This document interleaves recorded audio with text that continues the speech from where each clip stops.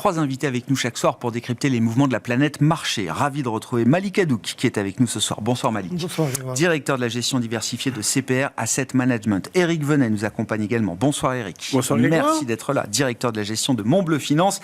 Et Xavier Chapard avec nous enfin. Bonsoir Xavier. Bonsoir Grégoire. Merci beaucoup de votre présence. Vous êtes stratégiste chez LBP AM. Xavier, je commence avec vous. Alors on est dans l'esprit du nouvel an, mais sur le plan macro, cette première semaine de l'année est quand même intéressante puisqu'on a quand même des chiffres un peu fondamentaux. Alors toute une série de données concernant le marché du travail et l'emploi aux États-Unis. On attend encore le rapport mensuel global pour le marché du travail américain au mois de décembre, mais on a déjà eu un certain nombre de chiffres concernant les ouvertures de postes, les créations d'emplois privés, etc. Et puis en zone euro, c'est la semaine de l'inflation, on va le dire, avec les premières estimations d'inflation. On a eu les pays clés, France, Allemagne. On aura demain le chiffre global pour l'ensemble de la zone euro. Est-ce que ces données de part et d'autre de l'Atlantique suggèrent qu'on reste sur la bonne trajectoire ? C'est-à-dire la trajectoire qu'on a laissée en fin d'année et que les marchés ont massivement acheté au cours des 2 derniers mois de l'année, Xavier ? Oui, alors les premières données, selon nous, elles vont dans le bon sens. Elles continuent à soutenir l'idée que peut-être on pourrait arriver à faire un atterrissage en douceur de l'économie. Donc si on regarde aux US, on a un ralentissement de l'emploi, mais qui est assez limité. Donc ça permet de détendre un peu les tensions sur les salaires, tout ça, sans pourtant avoir des destructions d'emplois. Donc ça, pour l'instant, ça va bien. Sur la zone euro, on a un rebond de l'inflation totale à cause d'effets de base sur l'énergie, mais l'inflation sous-jacente, elle, a l'air de continuer à diminuer graduellement. Donc tout ça, ça va plutôt dans le bon sens. La question qu'on peut avoir en ce début d'année, c'est par rapport à ce qu'attend le marché, en fait. Et donc pour l'instant, c'est en ligne. Donc le marché ne doit pas trop se réajuster. Le risque, c'est qu'à la moindre données qui sortent de la tendance, que ça soit une inflation un peu plus forte ou une activité qui ralentit un peu plus, dans ces cas-là, il y aurait un risque de consolidation un peu plus forte. Ouais. C'est pas le cas pour l'instant. Pour l'instant, les données vont plutôt dans le sens. La chose qui fait le plus consolider un peu les marchés cette semaine, c'est les minutes de la Fed qui remettent un peu en cause le discours de Powell qui était très très accommodant en décembre. Oui, donc il y a 2 choses. Il y a la réalité fondamentale macroéconomique et la politique monétaire, ou l'ajustement de la fonction de réaction de la politique monétaire et d'une banque centrale comme la Fed. Qu'est-ce qu'elle nous dit ces minutes ? On commente pas toujours les minutes, donc c'est le compte-rendu des réunions de politique monétaire, celle qui avait lieu mi-décembre, qui avait donné lieu effectivement à une séance de questions-réponses très dovish de la part de Jérôme Powell. Là, on a l'état des lieux, des discussions et des positions des uns et des autres à l'occasion de ce dernier comité de politique monétaire. Exactement, et ce qui est très étonnant, c'est que juste après la réunion, pendant la conférence de presse, le patron Jérôme Powell avait dit on a discuté du timing et de l'ampleur des baisses de taux à venir, oui. Et là, quand on lit les minutes, ils en ont pas discuter en fait. Il y a juste que sur leurs prévisions, ils prévoient potentiellement de baisser les taux dans le courant de l'année. Mais ça ne veut pas dire qu'ils se discutent de baisser les taux tout de suite. Ouais. Et donc ça conduit les marchés à un peu se questionner sur est-ce que la Fed va baisser les taux dès mars, ce qui était une quasi-certitude à la fin de l'année dernière d'après les marchés. Et là, on voit que ça peut être un peu plus long à venir, les premières baisses de taux. Nous, on les attend pour le 2e trimestre de l'année. Donc, ça ne remet pas en cause la tendance vers des baisses de taux. Mais par contre, ça remet en cause la rapidité. Et c'est un peu pareil pour tout le marché en ce moment. C'est que les données vont dans le sens du marché, mais elles ont du mal à surpasser les attentes du marché qui sont déjà très élevées. Et on pense qu'il y a des risques un peu à avoir un scénario qui est déjà un peu trop parfait. Bon, effectivement, c'est un peu l'idée sur laquelle on était resté fin 2023. On avait un marché qui avait sans doute pricé pour la perfection le scénario pour la suite. Est-ce que c'est déjà le moment de remettre en cause un peu cette idée de Goldilocks, de scénario boucle d'or, ni trop chaud ni trop froid, et d'une désinflation qui finirait le travail sans remettre en cause l'équilibre économique tel qu'on le prévoit pour 2024. Non, je suis d'accord avec vous. Ouais. Je pense que les statistiques économiques montrent que jusqu'ici, tout va bien. En fait, on a été surpris parce que Powell a dit, et on avait un peu dit, mais il va un peu trop vite. On était passé est-ce qu'on va avoir une hausse de taux supplémentaire en décembre ? Et là, on nous dit, non, c'est fini, et puis on a peut-être un peu discuté ou une baisse des taux. Et donc, le choc avait été violent, et donc les marchés, finalement, en réponse, avaient été violents. Et quand c'est comme ça, vous ne savez pas jusqu'où vous allez. En fait, à force de prévoir effectivement un changement de scénario, baisse des taux courts, on est arrivé en fin d'année en disant « Ah ouais, quand même, là, on anticipe, avec les cours qu'on a maintenant, on anticipe 6 fois de baisse de taux, avec dès mars. » Bon, c'est peut-être un peu une surréaction, mais c'est pas une réaction des anticipations, simplement que tout le monde s'y étant mis dans le même sens, les marchés nous disaient que les données nous disent que. Donc on est juste un petit peu maintenant dans un réajustement, mais on scrute un peu. On sent bien que la question est pertinente. Est-ce qu'on est bien dans le bon scénario, en fait? Et j'ai pas répondu. Oui, jusqu'ici, on est dans le bon scénario. Et la plupart des macroéconomistes disent à 60%, on va avoir un atterrissage en douceur, mais il y a... 40% quand même. Ouais, oui, ça laisse 40% de risque alternatif. Et dans les deux extrêmes, soit on va d'un seul coup baisser fortement, et ce qui expliquerait a posteriori qu'on va baisser fortement les taux, parce qu'on va baisser tellement fort en termes de croissance qu'on va avoir ça, ou alors, non, on va réaccélérer, et l'inflation va un peu remonter un petit peu, et du coup, on va avoir un problème sur les taux. Donc, pour l'instant, on est dans le scénario médian, et il n'y a pas de raison que les marchés montent plus. C'est ça. Voilà. C'est un peu ce qui s'était passé sur les taux longs, quand on avait réaccéléré avec une croissance au troisième ou fin de troisième trimestre, on était remonté à 5% sur le 10 ans, sur le 10 ans américain, et puis on est redescendu jusqu'à 3,80. Bon, on va remonter, on va retrouver un équilibre. On fait toujours ce fameux équilibre des taux à 10 ans, que depuis des mois, je dis on n'a pas trouvé encore vraiment bien l'équilibre.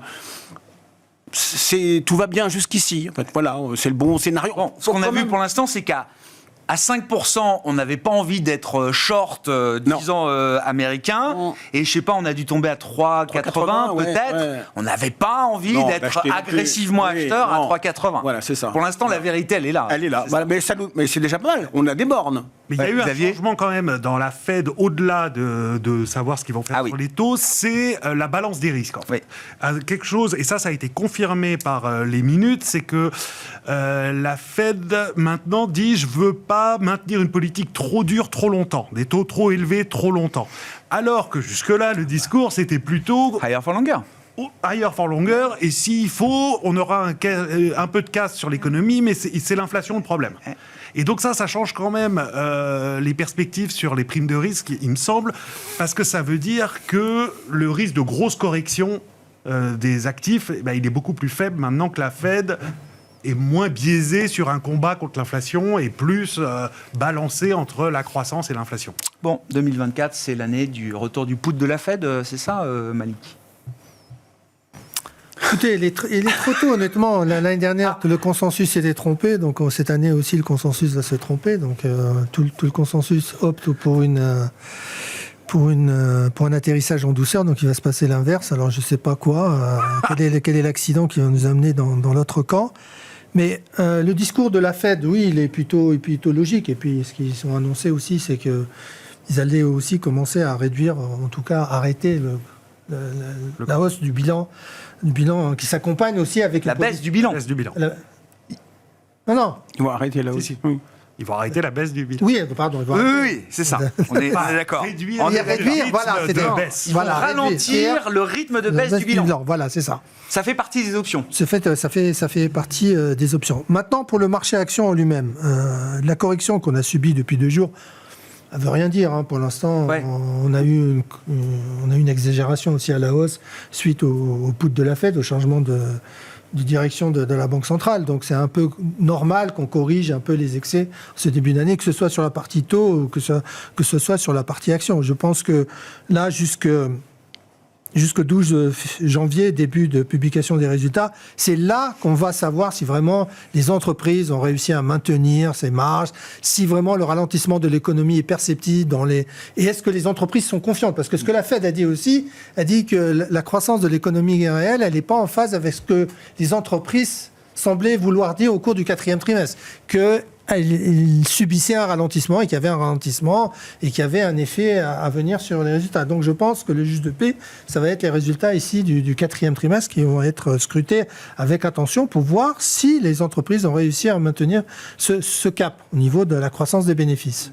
Donc là, il y a quand même devant nous, comme régulièrement, à chaque publication de résultats, une reconnexion aux fondamentaux micro. Pour l'instant, on n'y est pas. Je pense avec la publication des résultats, et vous avez vu, on a vu une grande société se faire dégrader récemment par deux brokers. On commence à avoir notamment je ne sais pas de quelle grande société vous parlez ici. J'ai vu qu'Apple avait été dégradé. C'est peut-être le genre de grande société, non mais emblématique. Voilà. Je sais que vous n'avez pas le droit de citer les noms. Voilà, Malik, c'est pour ça. Bon. Oui. Merci Apple, c'est pour Apple, l'aide. Et voilà, donc on commence à avoir quelques inquiétudes sur certains secteurs, notamment sur le maintien de la tendance qui était bien sûr assez forte au cours du 3e trimestre notamment. Et c'est vrai que les 6 derniers mois ont été drivés uniquement par les taux. Oui. En fait, ça reste un peu le cas là en début d'année. À mon avis, ça va, comme il y a quand même encore des incertitudes, ça va rester le cas un peu. Mais peut-être qu'on va avoir aussi 2024 l'année un peu de l'atterrissage en termes de cycle économique, ce qu'on n'a pas vu du tout et ce qui intéressait pas du tout les marchés l'année dernière.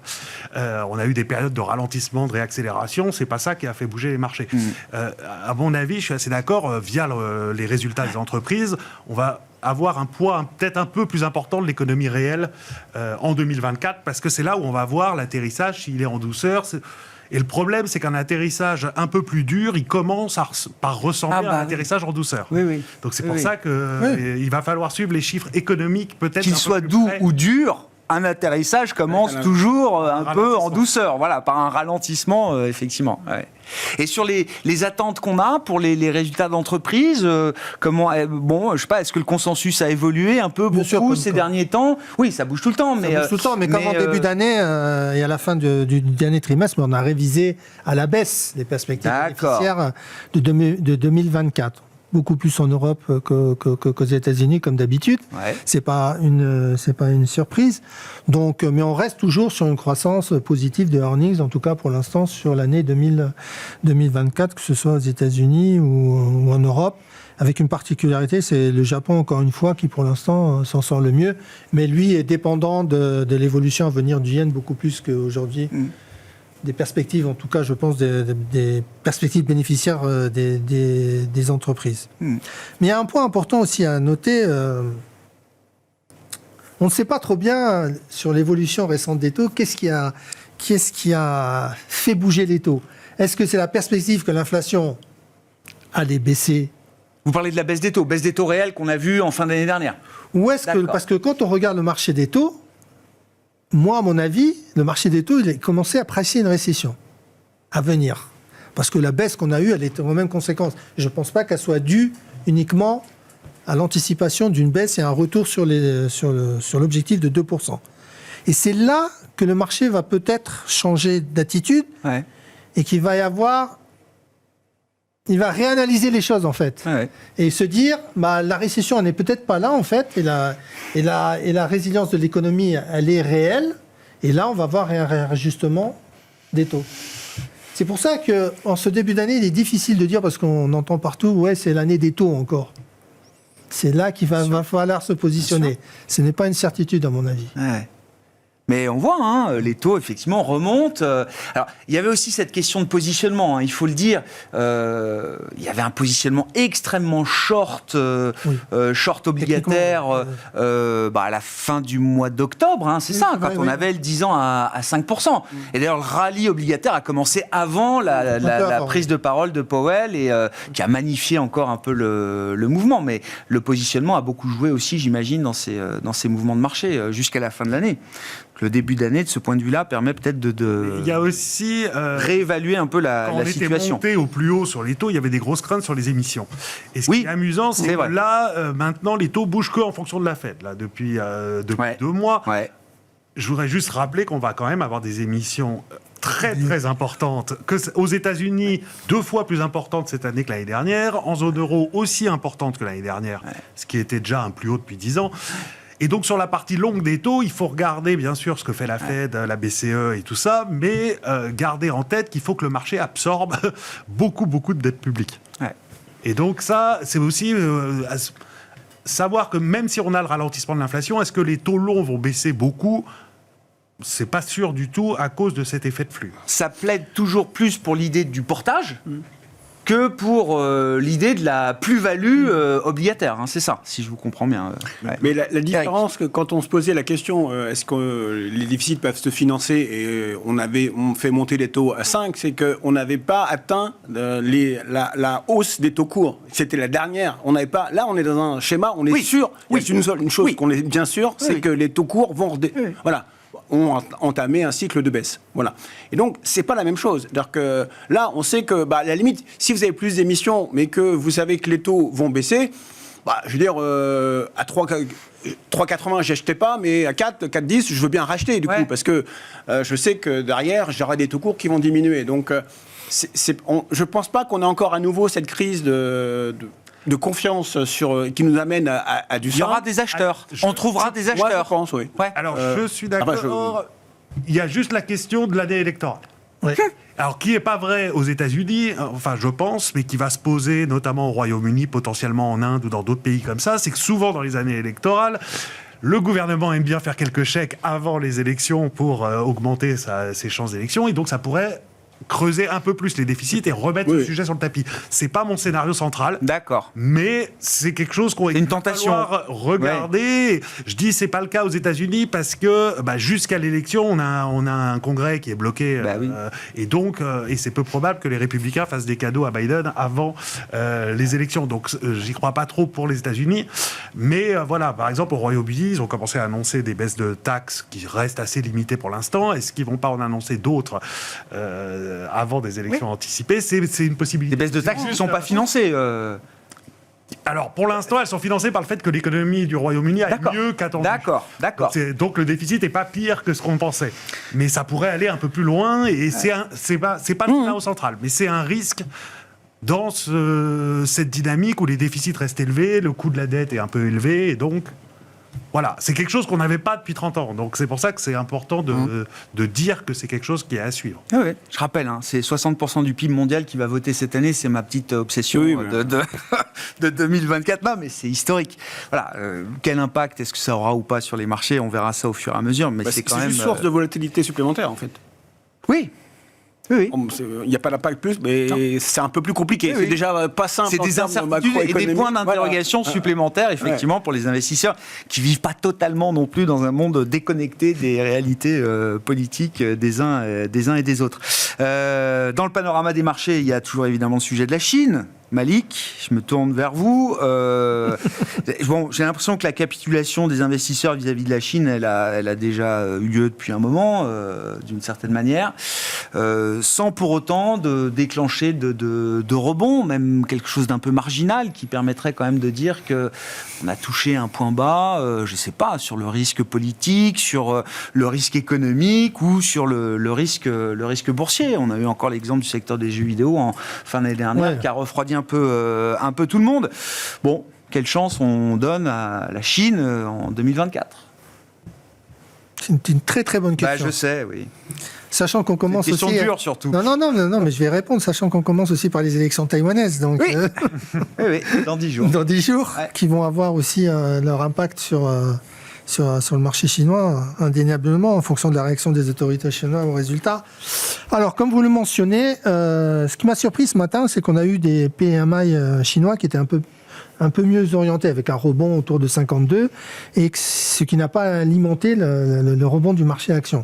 Est-ce que le marché avait aussi fortement anticipé en fin d'année, puisqu'on avait eu un rebond de 7% des indices, chinois et chinois notamment. Alors le problème reste toujours entier, c'est le problème de l'immobilier, et comme on le mentionnait, et tant qu'on n'est pas sorti de ces difficultés qui pèsent sur le marché de l'immobilier, on aura du mal à avoir un catalyseur pour le marché chinois. Le seul catalyseur que je trouve, moi, à mon avis, et c'est pour ça que je persiste à dire que même si je me suis trompé en 2023, qu'en 2024, le marché chinois restera incontournable, c'est la valorisation des actions chinoises qui sont un plancher. Et comparativement, même si on prend les valeurs technologiques chinoises par rapport aux valeurs technologiques américaines, moi je suis plus à même d'aller me positionner sur les valeurs chinoises, malgré ces problèmes de régulation sur lesquels ils reviennent à chaque fois et qui perturbent les investisseurs. Mais le gouvernement est prêt à stabiliser les choses, prêt à stabiliser la croissance économique. Il y a un soutien qui va arriver, qu'il soit fiscal ou budgétaire, mais il arrivera indéniablement pour maintenir cette croissance-là. Mais le vrai... À un moment, Pékin ne peut pas rester insensible à la réalité économique que traverse le pays aujourd'hui. C'est-à-dire que l'idée de dire c'est politique first et l'économie on verra après, ça tient un temps, mais ça ne peut pas tenir tout le temps. Ça ne peut pas tenir. Ouais. Je pense qu'il y aura un stimulus, un nouveau stimulus qui permettra au marché action de décoller. Donc, quand vous regardez les différences entre le rendement sur les actions et le rendement sur les obligataires, il y a aussi un call aujourd'hui sur le marché actions pour y revenir. Alors, est-ce que c'est maintenant, sachant que le marché chinois réagit très rapidement, lui. Il ne vous laisse même pas le temps de vous retourner. Donc, mais je pense que ça devrait être l'année quand même des actions chinoises. Il y a un plancher, on avait fait le calcul, donc c'est 60% de baisse pour le MSCI China depuis le point haut de 2021. C'est 2021 le point. Le poids des actions chinoises dans l'indice émergent est passé de 40 à 26%. Oui. Quand même une cure d'amaigrissement. Et les ventes immobilières ont baissé de 70%. Ah oui, mais oui.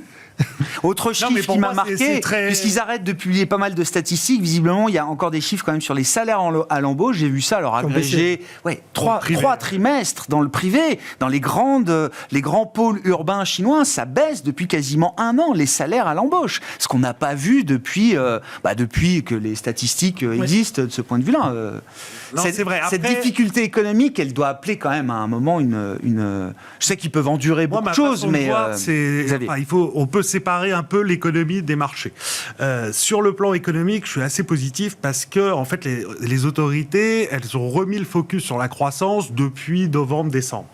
On l'a vu avec les annonces, notamment dans leurs documents, ils ont retiré le fait que l'immobilier soit fait pour vivre et pas pour investir, enfin des choses un peu. Et ils ont augmenté le soutien et budgétaire et monétaire avec des injections de liquidités de la Banque centrale. Tout ça, ça suggère qu'ils veulent vraiment stabiliser vers les 5% la croissance, un peu au-dessus de ce qui est attendu aujourd'hui. Et donc ça, je pense que, et notamment, on verra si l'immobilier se stabilise, parce que c'est ça qui... Ça, je pense que là, ça devrait marcher au moins pour 2024. La question après, c'est sur les investissements, enfin les actifs. Et là, il y a un autre problème, c'est la géopolitique, en fait. Est-ce que c'est investissable d'être en Chine ? Pour les investisseurs américains, ça devient de plus en plus compliqué. Et du coup, c'est pour ça, nous, on préfère jouer à la limite des proxys de la Chine pour jouer sur de l'activité qui devrait se stabiliser et être moins pire que ce qu'on peut craindre aujourd'hui, et tout en évitant le problème, parce que le problème des valorisations des actions chinoises, c'est quelle est la bonne valorisation ? Intégrant le risque chinois spécifique ? Exactement, et le changement de paradigme en fait, parce que d'habitude on fait le price earning ratio, il est par rapport à sa moyenne sur 10 ans, très bas, très haut, proche du point bas, tout ça. Mais les 10 dernières années, c'était une autre histoire. Exactement. C'est ça. Et les liens d'investissement et import-export, toutes ces choses-là, elles changent. Et donc c'est pour ça que nous on préfère s'exposer via des entreprises coréennes, japonaises où il y a moins d'incertitudes sur le plan politique et par contre qui peuvent bénéficier. Il y a un effet de traction possible. Un effet de traction plus économique. Bon. Après, en termes de flux, même s'il y a moins de monnaie étrangère qui viendra sur la Chine, il y aura marginalement toujours quand même un flux qui viendra de l'étranger, j'imagine. La question, mais elle se pose, c'est est-ce que la Chine est investissable ? Pour certains investisseurs, elle ne l'est plus. Mais c'est la deuxième économie du monde et on ne peut pas mettre de côté, je pense, une deuxième économie du monde. Petite parenthèse, c'est quoi ? C'est le client qui décide ça ? C'est au client de décider si mon gestionnaire d'actifs a le droit ou non d'aller investir en Chine. Non, mais il y a le gestionnaire d'actifs qui déjà prend la décision et considère que l'univers est investissable ou pas pour des raisons que l'on connaît, que l'on connaît tous. On parlait des Américains, avec toutes les pressions qu'ils mettent. Oui, c'est ça. sur les entreprises américaines, bien sûr, ça rend difficile l'investissement sur les entreprises chinoises, mais qui ont la capacité aussi de se diversifier autrement. Le seul problème, je suis d'accord qu'un rebond de la croissance économique chinoise, bien sûr, va peser positivement sur les économies de la région. Mais on a vu que la région en elle-même, ex-Chine, les indices ça a déjà beaucoup monté.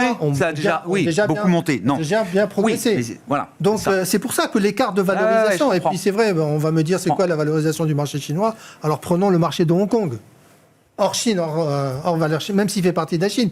Là aussi, vous avez des niveaux de valorisation qu'on n'a jamais atteints depuis une dizaine d'années.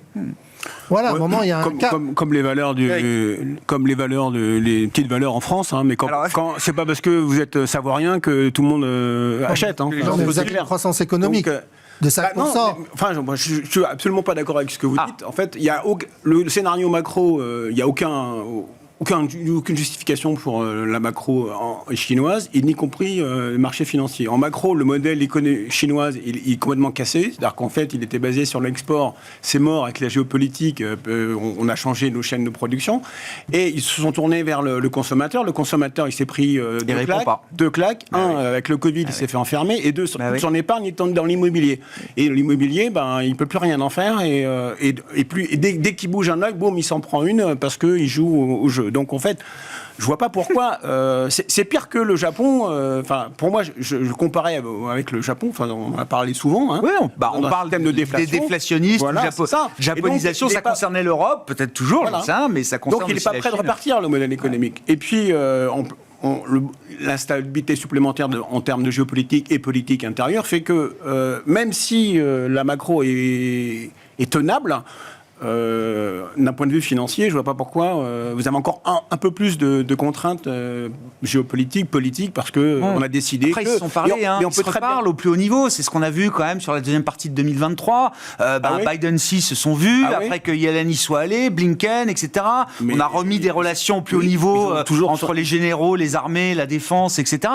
Ça permet de calmer un peu tout le monde. Il y a une parenthèse, visiblement, qui permet un dialogue, en tout cas à ce niveau-là, même de façade. Mais les chaînes de production, quand elles sont parties, Enfin, je veux dire, à aujourd'hui, ça, c'est de la poudre. On se parle. Bien sûr que non, on se parle pas, bien sûr. Enfin, on se parle. On peut se parler, mais on fait des photos, quoi, quand même. Voilà, on fait des photos, mais ça change rien. Oui. Ça change rien. Je pense que c'est pas. En même temps, la Chine interdit l'exportation de terres rares, et puis de l'autre côté, on dit non, faut pas. ASML, non, vous sortez pas vos. Ah bah oui. Bon, alors donc, on a beau se parler, mais si je dis non, tu touches pas, tu lui envoies rien du tout. On peut se parler longtemps, ça changera rien. Non, je suis pas spécialiste encore, mais je pense qu'il y a autre chose à faire. Un petit truc c'est après la nouvelle déroute du secteur des jeux vidéo, donc. Ils ont quand même remercié le patron du régulateur des jeux vidéo qui avait eu la bonne idée du projet de régulation qui a fait perdre 80 milliards de market cap à Tencent et aux autres du secteur. Alors je ne sais pas dans quelle mesure Pékin s'est positionné par rapport à ça après la déroute boursière, mais en tout cas visiblement c'était pas l'objectif, c'était pas ce qu'ils voulaient voir. Et ce qui fait dire aux observateurs que Pékin reste quand même à ce stade sensible à ce qui concerne l'investissement et l'économie. Qu'est-ce qu'on peut dire de la zone euro au milieu de tout ça, puisqu'on fait un tour d'horizon un peu des enjeux 2024 La surprise, elle peut venir de là. Alors voilà. Puisqu'on joue le jeu des surprises. La surprise peut être positive, chinoise. Hein. Oui, non, bien sûr. Oui, sans la Chine, non. La surprise. Sans la Chine, non, mais oui, mais. Donc pour qu'il y ait des bonnes surprises en zone euro, il faut qu'il y ait des bonnes surprises en Chine. Non. Mais non. Si, avec l'économie allemande, indéniablement. Ah oui, non, je parlais de la bonne surprise chinoise parce qu'elle n'a rien fait jusqu'à maintenant et que la bonne surprise financière pourrait venir de la Chine. Je me suis mal exprimé. D'accord. Et donc peut-être dans le même scénario, puisqu'on n'attend rien de l'Europe, peut-être la bonne surprise, c'est que l'Europe finalement pourrait revenir un peu plus attractive. Pour quelle raison le même que pour la Chine. C'est-à-dire que, D'accord. Parce que la défiance est telle vis-à-vis de l'Europe Oui, la défiance est telle que... Bon, pourquoi pas le... Non, mais enfin, je considère qu'il y a toujours un réservoir potentiel de bonnes surprises en zone euro, alors qu'il y a parfois un réservoir qui s'exprime pas ou qui reste inexploité, malheureusement. Mais il y a quand même, sur le plan économique, des forces positives. Je le dis aussi comme ça. Sur le plan économique, ce qui est quand même intéressant de noter, c'est que ça fait un peu plus d'un an qu'on stagne. Qu'on est à zéro. On est à zéro et l'emploi continue à croître.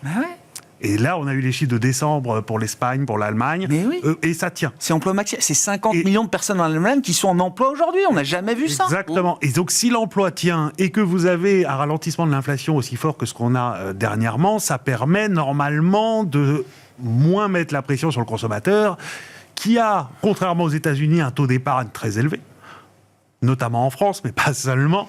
Et donc, c'est ça qui nous fait dire que ça peut tenir. Alors le problème, c'est qu'on a toujours une politique monétaire très dure, mais là aussi, la politique monétaire, ce qui est intéressant, c'est qu'en zone euro, elle a impacté plus vite qu'aux États-Unis. Pourquoi ? Parce qu'on a une économie où les banques sont plus importantes et les banques sont beaucoup plus vite impactées par la politique monétaire que les entreprises qui émettent des obligations longues ou que le mortgage américain, enfin l'immobilier américain qui est financé via des. Et ça marchera dans l'autre sens aussi. Ça marchera aussi quand la BCE baissera ses taux. Ça ira. L'effet se diffusera plus vite. C'est un espoir. Parce que si la BCE attend pas trop pour baisser ses taux. On est un peu dans le sens contraire de la Fed. Le risque, c'est que la Fed baisse trop vite et que l'inflation ne revienne pas à 2%. Pour moi, en zone euro, le risque, c'est que la BCE ne baisse pas assez vite et du coup fasse une récession ou continuer la stagnation plus longtemps alors que ce n'est pas nécessaire. Et en même temps, plus la Fed baissera tardivement ses taux, plus la BCE sera tentée de ne pas trop prendre d'avance par rapport à la Réserve fédérale américaine. C'est ça. C'est vrai aussi, sauf que je pense qu'ils sont un peu plus indépendants que dans les cycles passés. En fait, depuis Draghi, depuis 2015, 14-15, on a vu que la BCE était capable de diverger par rapport à la Fed, ce qu'elle ne faisait pas du tout par le passé. Donc, mais c'est vrai, ça joue quand même, et ça joue sur les taux longs européens, quand les taux longs américains bougent, tout ça. Mais disons que... le consensus, il attend une croissance de 0,5% cette année pour la zone euro. C'est battable ? Moi, je trouve que c'est raisonnable, et c'est battable si on a des bonnes surprises. Alors, il ne faut pas qu'on ait une remontée du prix du pétrole. Nous, on est, étant plus ouverts et effectivement pas producteurs de pétrole, on est beaucoup plus soumis à des chocs extérieurs. Il y a toujours des risques, mais... Je dis que s'il y a un endroit où c'est battable, le consensus cette année, c'est sur la zone. Juste au passage, là, puisqu'on parle du pétrole, mais de l'offre, le cas mer Rouge, là, ça fait quand même plusieurs semaines que ça dure, tout le monde regarde ça. Regarde les cours du pétrole, il n'y a pas d'envolée majeure non plus, mais est-ce que ça remet l'idée d'un choc d'offres qui se traduirait de manière macroéconomique à un moment sur le devant de la scène, ou pour l'instant ça, j'y crois pas. D'accord. Le risque, pour moi, il est sur l'Iran. Oui. Et du coup, le pétrole et le gaz, enfin, si l'Iran bouge.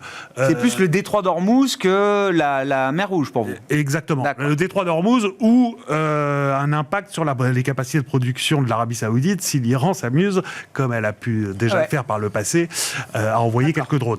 Ça aurait un impact. La mer Rouge, le truc, c'est que ça augmente un peu les délais parce qu'il faut faire le tour de l'Afrique, mais en termes financiers, de coûts et tout ça, c'est pas un choc. On regarde du nombre de conteneurs qu'on porte sur un porte-conteneurs. Pourtant, les frais maritimes commencent à remonter. Ont monté fortement, et même certaines entreprises ont doublé le prix. CMA, CGM a annoncé son doublement. Donc ça va avoir des impacts au moins sectoriels, microéconomiques. Ça peut avoir des impacts micro-sectoriels très importants, oui, bien entendu. Puis ça peut avoir un effet inflationniste. À terme. C'est la question. Si les problèmes perdurent. La durée compte dans ce genre d'affaires de point d'offre. Je crois que c'est 60 jours de plus pour pouvoir contourner. Je crois que c'était en moyenne 60 jours de plus. Sur les statistiques que j'avais lues. Donc ça, c'est un élément aussi qui peut inquiéter. En plus, vous avez les prix du pétrole pour l'instant qui sont assez calmes, on dira, malgré les dernières tensions. Donc ça, c'est quelque chose de plutôt positif. Et pour finir sur l'Europe, si côté macro, on peut avoir des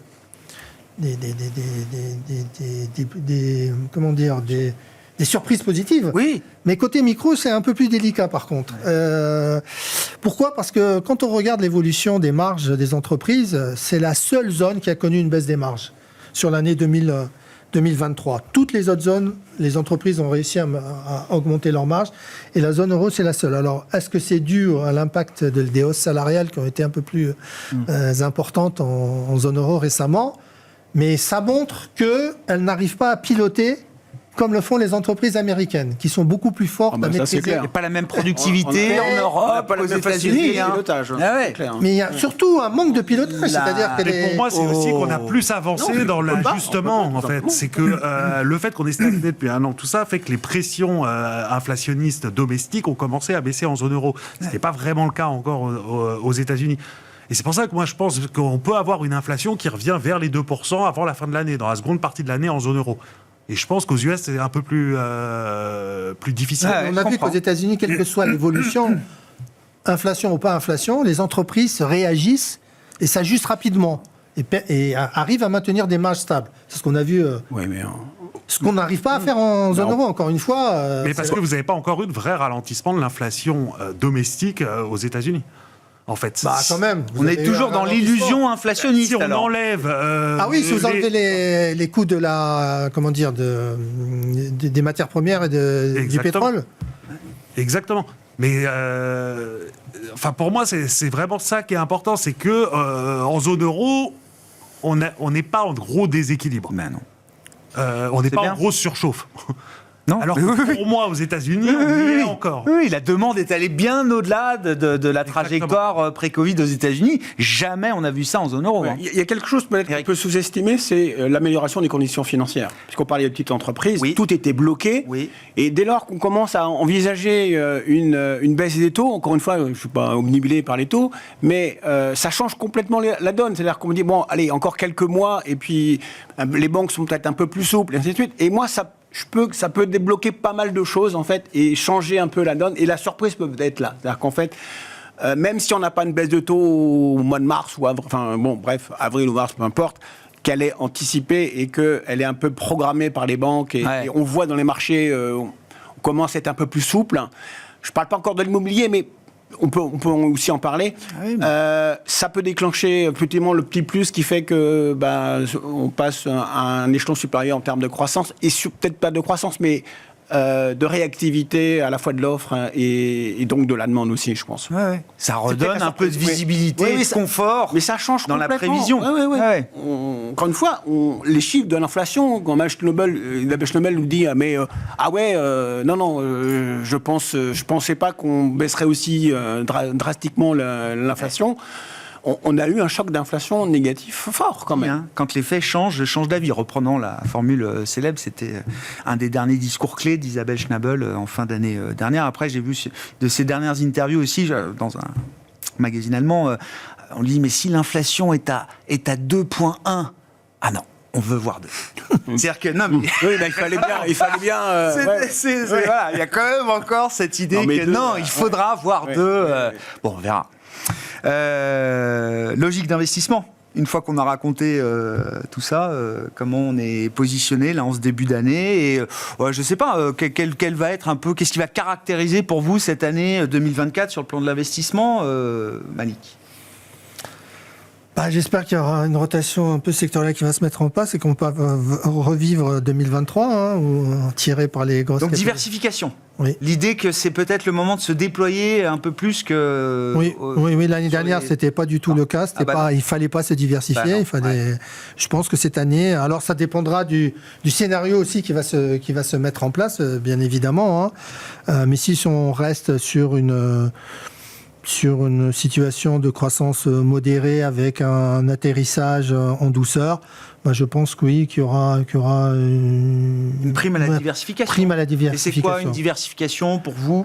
Monsieur en parlait, bien sûr, les small caps, parce qu'on l'a vu l'envolée de décembre, parce qu'on avait cette anticipation de baisse des taux et d'amélioration des conditions de financement. Il faut aller inverser les paires de l'année dernière, c'est-à-dire se positionner sur les émergents versus les développés, aller sur les small caps versus les grosses caps, aller sur les quality weighted, par exemple sur les S&P, et éviter un peu les valeurs technologiques qui sont survalorisées, et privilégier les émergents qui devraient dans ces conditions quand même offrir une attractivité un peu plus importante après la déception encore une fois de 2023. sur cette idée-là, oui. D'accord. Ouais, alors en fait, il faut à la fois être contrariant et à la fois être suiveur. C'est-à-dire qu'en fait, vous avez des tendances fortes. On parlait des mid and small jusqu'en décembre, on l'a dit suffisamment, ça a été violent. Ah, oui. Et puis là, ça c'est depuis 2-3 jours, oui. J'aime pas trop leur réaction, en fait. Donc ce qui fait me dire que quand le moment est puissant, il faut y être, et là j'arrête d'être. J'attends un petit peu de voir si les flux arrivent, et si les flux n'arrivent pas, je repars, parce que ça sert à rien d'insister. Et alors, inversement, sur les grosses, le luxe, pour l'instant, mais il a corrigé, on est déjà à moins 5 depuis bien sûr, oui. Oui, puis ça n'avait pas fait grand-chose l'an dernier, voire négatif. Donc, il faut être contrariant pendant ce temps-là. Donc là, on a fait le plein en fin d'année, pour la première fois d'ailleurs, de défensive. Et je pense qu'on va basculer comme ça, sans arrêt, en fonction des taux, encore une fois. Donc il faut être très diversifié sur les grosses et être contrariant sur les grosses. Xavier, le point de vue, c'est aussi d'être très diversifié, mais entre les classes d'actifs. Parce qu'en fait, il n'y a aucune, que ce soit les actions ou les taux, on ne voit pas de valorisation complètement... à la cave. Ni à la cave, ni délirante. Ni délirante. D'accord. En fait, et comme il y a encore, comme on disait, une incertitude autour du scénario qui est très grande, il faut être capable... On n'a pas envie d'être complètement sous-pondéré sur une grosse classe d'actifs.